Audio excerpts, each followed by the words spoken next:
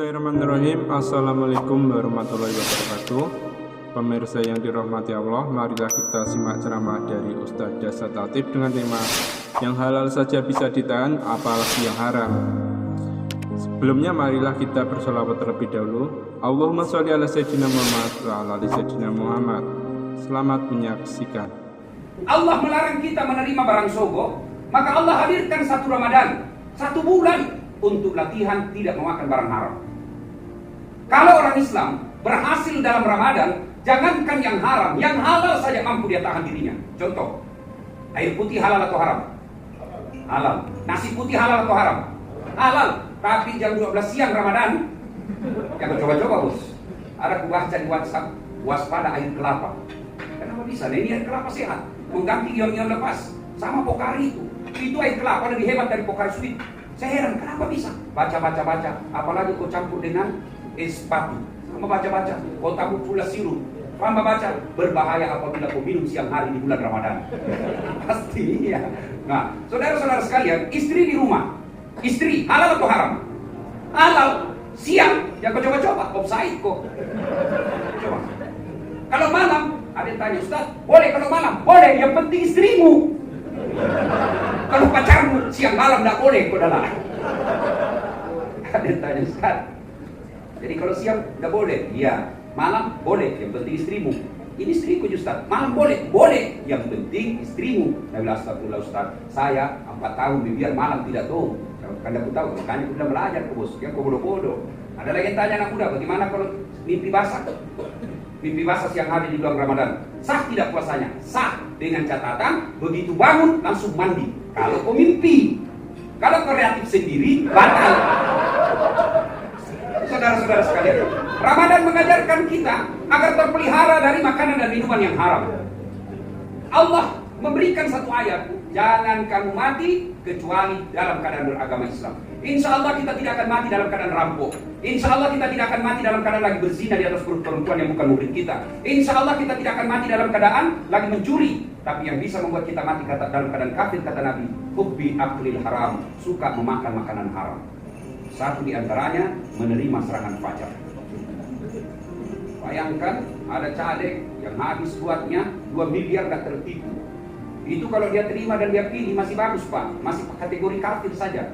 Tapi kalau dia sudah milih, dia terima uangnya orang, lalu lain pula dia pilih, nah ini apa aja ini? Siap, 5 suara, siap, aman. Begitu dikasih 500.000, nah lupa siapnya. Ini yang banyak, akhirnya politik kita hancur. Coba bayangkan seandainya kita semua terlatih menolak yang serangan fajar.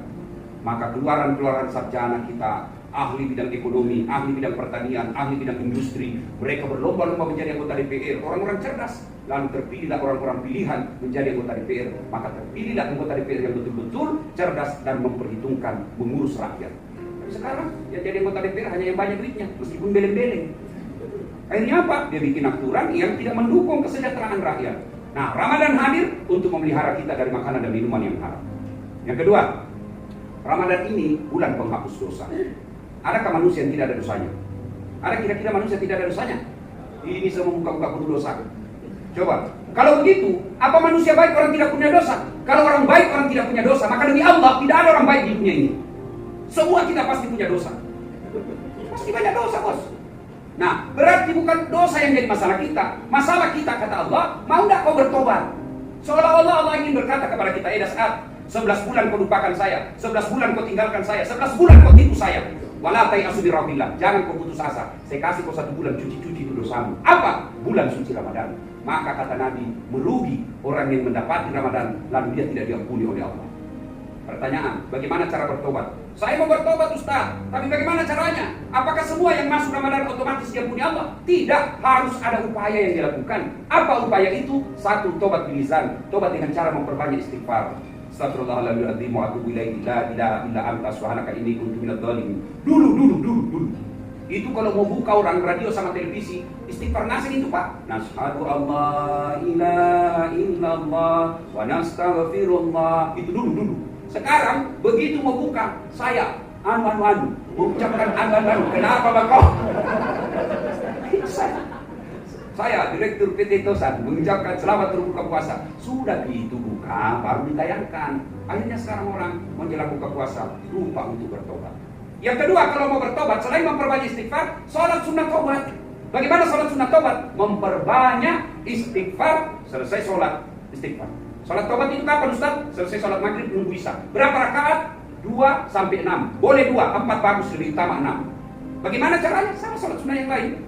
Niatnya saja yang beda. Tahajud niatnya tahajud, duha niatnya duha, tarawih niatnya tarawih. Tapi kalau tobat niatnya sholat tobat.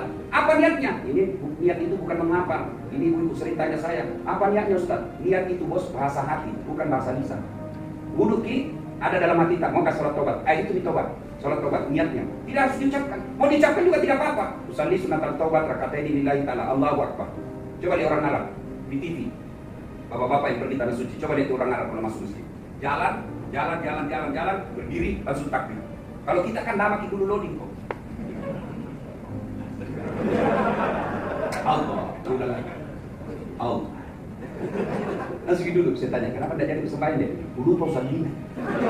Usalli itu tidak diucapkan. Boleh ucapkan begini bos. Saya niat sholat sunnah taubat 2 rakaat sunnah hukumnya bagi saya lillahi ta'ala. Allahu akbar. Mau lebih gampang, berdiri tegak, bilang bagi saja Tuhan, saya main taubat karena Allah. Sudah, kagak tahu serius kayak ini. Daripada ditunggu itu bahasa Arab dan mau apa, dan sampai tadi bapak, coba. 2 rakaat berikutnya ulang lagi, Tuhan masih seperti yang tadi. Allah. Boleh. Ya. Kapan tobatnya? Sujud terakhir dalam sholatmu, di situ kau tobat. Tobat itu tidak harus bahasa Arab mengucapkannya. Tobat itu bahasa Buddhisnya, mapeletu, bahasa gaulnya curhat. Curhat mangkok ketika sujud terakhir. Ya Allah. Saya hilang tadi di kantor ya Allah. Aku pegang tangannya sekretarisku. Nah pegang aku pegang lagi. Ya Allah, ampuni saya.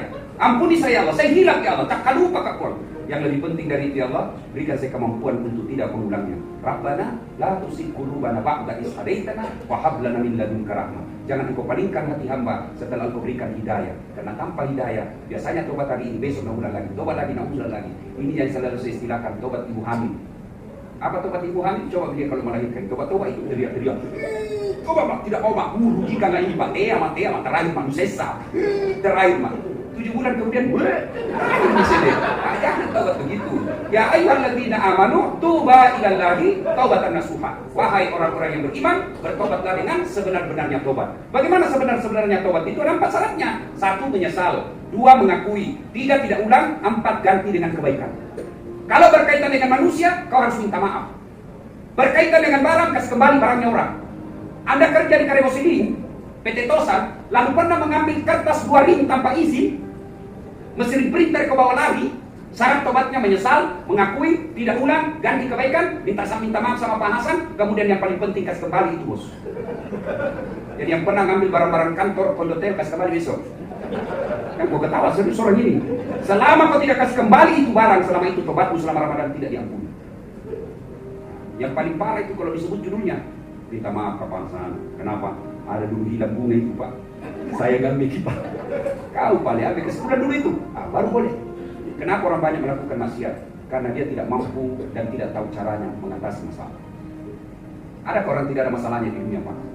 Ada orang tidak ada masalahnya di dunia? Semua kita punya masalah. Malah buka punya masalah yang sedih. Coba tidak ada orang tidak ada masalahnya. Jangankan kita, Nabiullah Muhammad SAW usia 6 bulan dalam kandungan, beliau sudah wafat bapaknya, yatim. Lahir baru 3 hari bersama ibunya, diambil ibu susunya Halimatus Sa'diyah. 4 tahun sama Halimatus Sa'diyah, baru diambil ibu kandungnya kembali. 6 tahun meninggal lagi ibunya. Yatim piatu 6 tahun, cuma 2 tahun 3 hari bersama ibunya. Diambil pamannya, diambil oleh kakeknya Abdul Muttalib, usia 8 tahun meninggal lagi kakeknya. Diambil oleh pamannya, ambil. 40 tahun, makin banyak masalah. Dimusuhi orang. Siapa yang masuhi? Bukan orang lain. Siapa yang musuhi Nabi? Pamannya sendiri, saudaranya bapaknya, Abu Lahab. Puncak penderitaannya, diusir dari kampungnya, keluar dari Makkah. Itulah hijrah. Lari ke Taif dengan harapan mudah-mudahan orang-orang Taif kasihan sama Nabi. Tapi apa yang didapat? Dilempari. Satu kampung lempari Nabi. Siapa yang lempari? Anak-anak kacupi. Kalau orang dewasa lempari, masih ada harga diri. Ini anak-anak yang lempari. Datang tawarkan bantuan. Malaikat Jibril jengkel, diutus oleh Allah. Itu kalau malaikat Jibril muncul ketika Nabi dihina, muncul seperti itu iklannya, Wani Biru. Langsung muncul. Muhammad, tak lewa-lewa ini orang-orang Taif. Saya diperintah Allah hancurkan mereka. Kau berdoa saya hancurkan mereka. Apa kata Nabi? Jangan ketawa. Jangan. Mereka lakukan itu karena dia tidak tahu saya membawakan kebaikan buat dia. Kalau saya dikabulkan doaku, saya berdoa, ya Allah, rahmati mereka. Sekarang Pak Taif, satu-satunya wilayah yang ada di Saudi Arabia, kalau siang 24 jam ada embun seperti Bogor. Tidak masuk di akal, Pak. Hasil ada seperti Bogor. Itulah hasil doa Rasulullah. Ya Allah, rahmati mereka. Taif dari semua wilayah pernah saya datangi Timur Tengah, di Taif, Pak, santun ngomongnya. Itulah hasil doanya Nabi. Coba kalau kita, Pak, datang orang keroyok itu, orang rapuh Cini datang semua. Dasar bagaimana? Datang tentara satu peloton, bagaimana? Ratakan. Semua tidak. Ibu bapak saudara-saudara sekalian, Nabi ada masalahnya. Kita kira tidak ada masalah di sini. Coba lihat. Saya pikir tidak ada masalah. Sudah terkenal, sudah jadi dosen. Selesai masalah? Belum. Potong jadi wakil wali kota. Tidak ada masalah. Semua orang punya masalah. Coba. Kalau lo, anak muda, apa masalahmu sekarang? Mau menikah. Sudah menikah, selesai masalahmu? Tidak. Apa? Mau punya rumah. Sudah punya rumah, selesai masalahmu? Tidak. Mau saya punya anak. Sudah punya anak satu, mau dua. Sudah punya dua, ternyata perempuan semua. Mau saya laki-laki. Sudah punya rumah, sudah punya kerjaan, sudah punya anak, selesai masalahnya? Tidak. Mau saya kawin lagi. Ada orang, Pak. Semua orang punya masalah. Maka Rasulullah mengajarkan, ketika ada masalahmu, dua saja rumusnya. Ista'inu bisabri wassalam. Sabar kok, perbaiki sholatmu. Saya yang selesaikan masalahmu. Itu janji Allah, bukan janji caleg.